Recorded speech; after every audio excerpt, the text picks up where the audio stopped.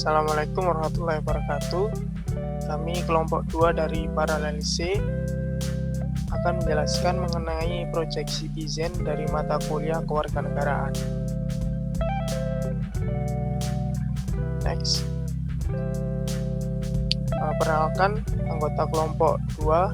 Pertama, nama saya Muhammad Adit Muhaimin dengan NPM 2003100094.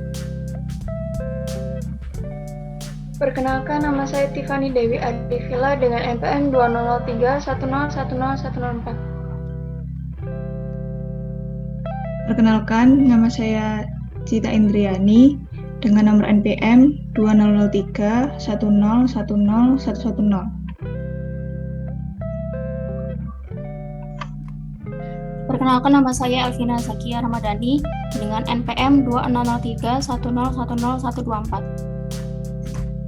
Perkenalkan, nama saya Arsy Imanda, NPM 200310101127. Pada Project Citizen kali ini, kami mengangkat topik yaitu perilaku tidak bijak dalam bermedia sosial. Next.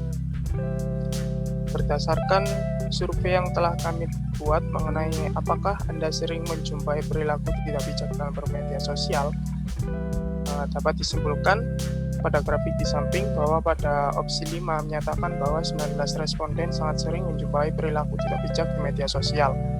Dan pada opsi 4 sebanyak 7 responden yang sering menjumpai perilaku tidak bijak di media sosial. Pada opsi 3 sebanyak 5 orang cukup sering menjumpai perilaku tidak bijak di media sosial. Hal ini disebabkan karena masyarakat Indonesia yang kurang bijak dalam bermedia sosial, sehingga perlu untuk kita saling mengingatkan agar tidak menyalahgunakan media sosial. Next.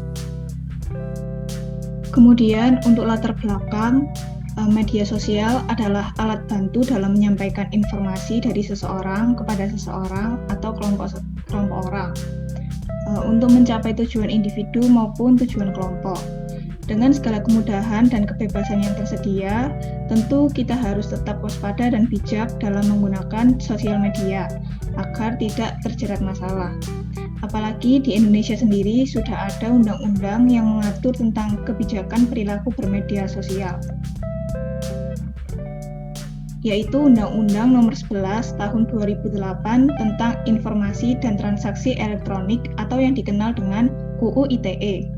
Banyak masyarakat yang terjerat pasal dari undang-undang tersebut karena kurang bijak dalam menggunakan media sosial.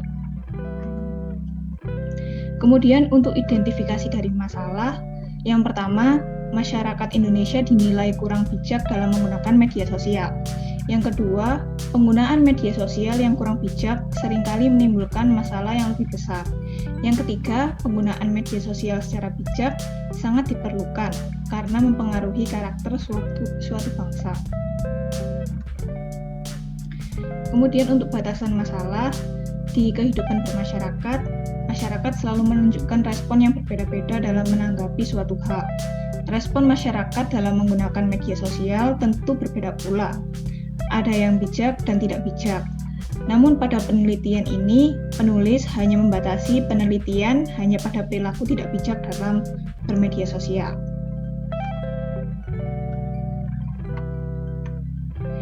Kemudian untuk rumusan masalah, yang pertama, apa saja bentuk perilaku tidak bijak dalam bermedia sosial? Yang kedua, apa saja dampak yang bisa ditimbulkan dari perilaku tidak bijak dalam bermedia sosial? Yang ketiga, apa saja upaya yang dapat dilakukan untuk mengatasi perilaku tidak bijak dalam bermedia sosial? Kemudian untuk tujuannya, yang pertama, untuk mengetahui bentuk-bentuk perilaku tidak bijak dalam bermedia sosial. Yang kedua, untuk mengetahui dampak yang bisa ditimbulkan dari perilaku tidak bijak dalam bermedia sosial. Yang ketiga, untuk mengetahui upaya yang dapat dilakukan untuk mengatasi masalah perilaku tidak bijak dalam bermedia sosial.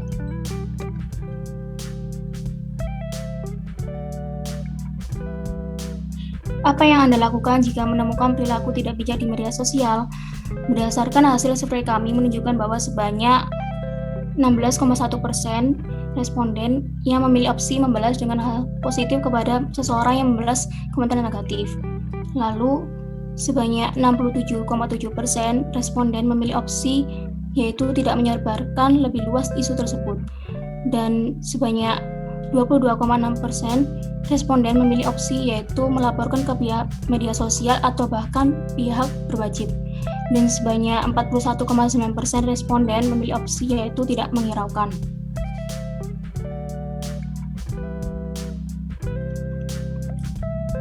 Apakah Anda pernah mendapatkan perlakuan buruk di media sosial?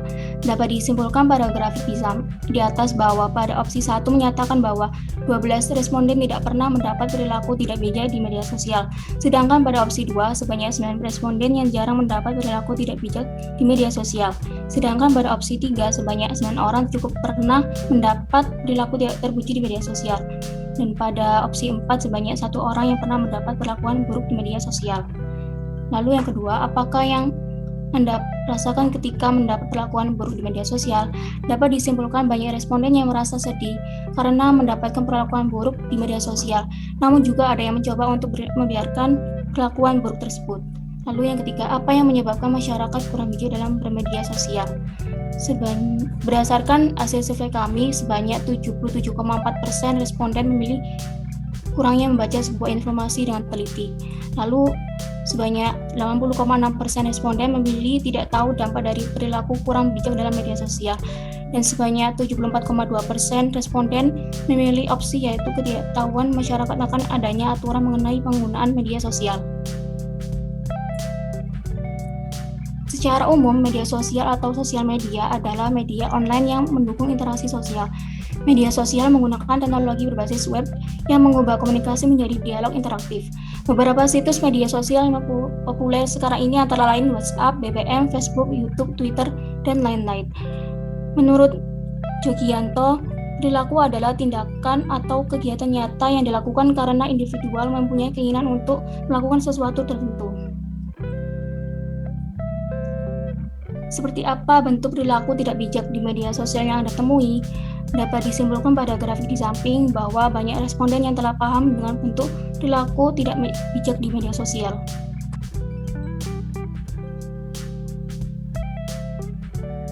Bentuk perilaku tidak bijak dalam bermedia sosial.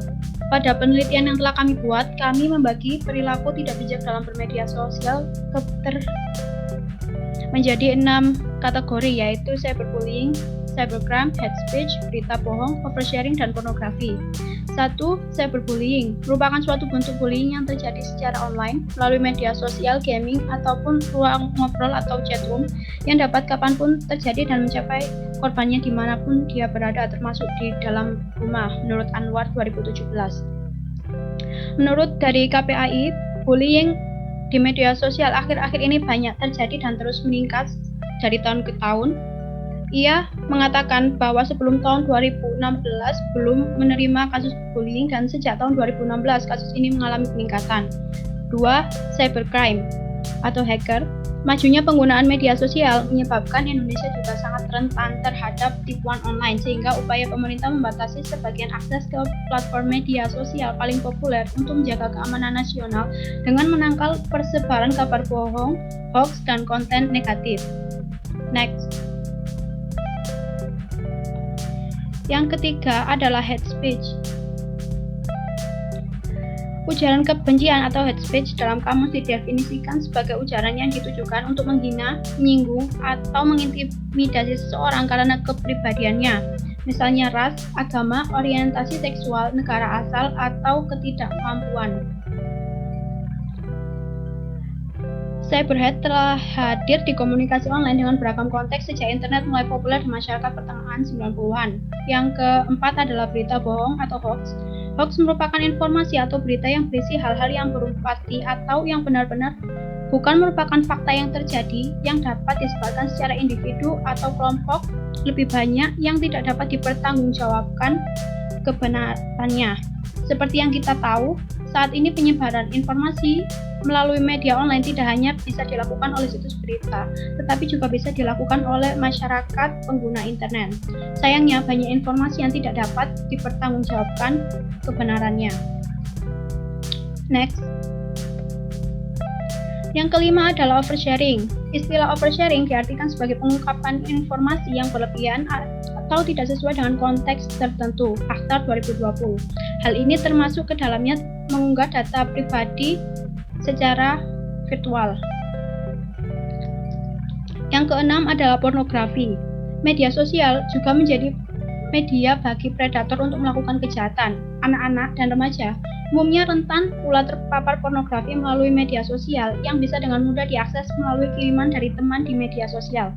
Dampaknya berakibat siswa kesulitan berkonsentrasi dalam belajar, sehingga hasil belajarnya mengecewakan, melakukan hal yang terlarang, dan berperilaku yang berbeda dari biasanya. Next. Dampak perilaku tidak bijak dalam bermedia sosial. Dampak dari perilaku tidak bijak dalam bermedia sosial ini baik bagi pelaku dan korban sama negatifnya.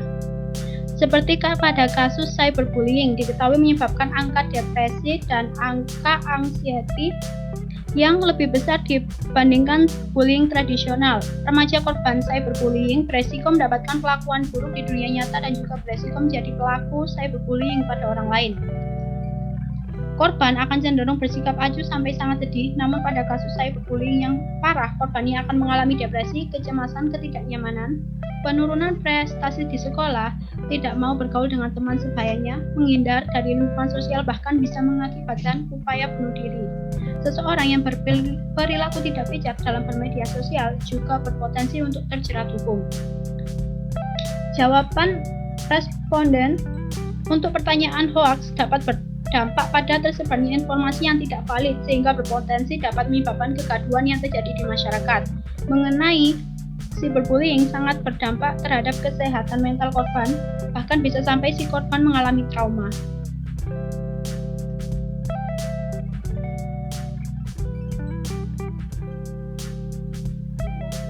Jadi, siapakah yang patut disalahkan atas tidak bijaknya masyarakat dalam bermedia sosial? Menurut form yang telah kami buat, terdapat beberapa jawaban responden. Yang pertama yaitu pelaku yang melakukan perlakuan tidak bijak di medsos, karena tidak memperdulikan dampak dari komentar atau perbuatan yang menurutnya iseng terhadap korban. Terdapat 4 jawaban responden yang memilih ini. Diri sendiri atau masyarakat itu sendiri yang harus menjaga dan bijak dalam bermedia sosial. Terdapat 18 responden yang memilih jawaban ini. Lalu, tidak ada yang bisa disalahkan karena kita yang memilih untuk bersosmed dan semua memiliki hak menggunakan sosmed. Saran saya sebaiknya yang menggunakan sosmed dengan tidak bijak diberikan sanksi. Terdapat 2 responden yang memilih jawaban ini. Lalu, pemerintah karena kurangnya edukasi mengenai kebijakan dalam bermedia sosial dan abainya masyarakat pada bahaya media sosial. Terdapat jawaban 3 responden untuk pilihan ini. Lalu ada 4 responden yang menjawab pengguna sosmed. Next.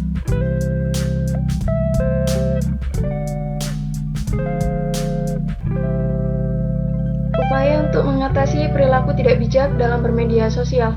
Yang pertama dari orang tua, tenaga pendidik, dan masyarakat.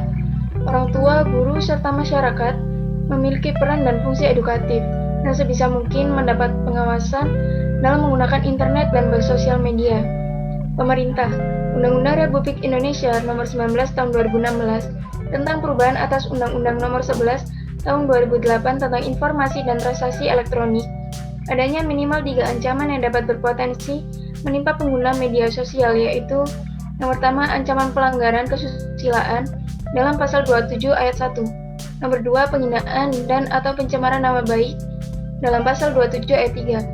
Nomor 3, penyebaran kebencian berdasarkan suku, agama, ras, dan antar golongan atau SARA dalam pasal 28 ayat 2. Jawaban responden sendiri mengenai persoalan hoax, sebaiknya tidak mempercayai media yang sudah valid, sehingga informasi yang disebarkan juga tidak salah, tidak menyebarluaskan informasi yang belum diketahui kebenarannya, dan memberi informasi wawasan mengenai bagaimana cara berperilaku bijak dalam bermedia sosial, dan juga memberi UITE agar masyarakat tidak berperilaku buruk di media sosial. Dan juga kita saling mengingatkan satu sama lain dan tidak ikut berkomentar tentang hal yang buruk. Next. bagaimana etika dan aturan dalam penggunaan media sosial agar memperkuat rasa persatuan di antara masyarakat Indonesia. Terdapat 87,1% menyatakan tidak menyebarkan hoaks dan isu sara. Terdapat 90,3% menyatakan berkomentar positif dan santun, dan 77,4% memilih bijak dalam menginformasikan privasi atau kehidupan pribadi. Next. Etika bermedia sosial yang baik dan benar. Yang pertama, memproteksi informasi pribadi. Kedua, menghindari penyebaran sara dan pornografi. Ketiga, etika dalam berkomunikasi. 4. Meneliti kebenaran berita atau informasi.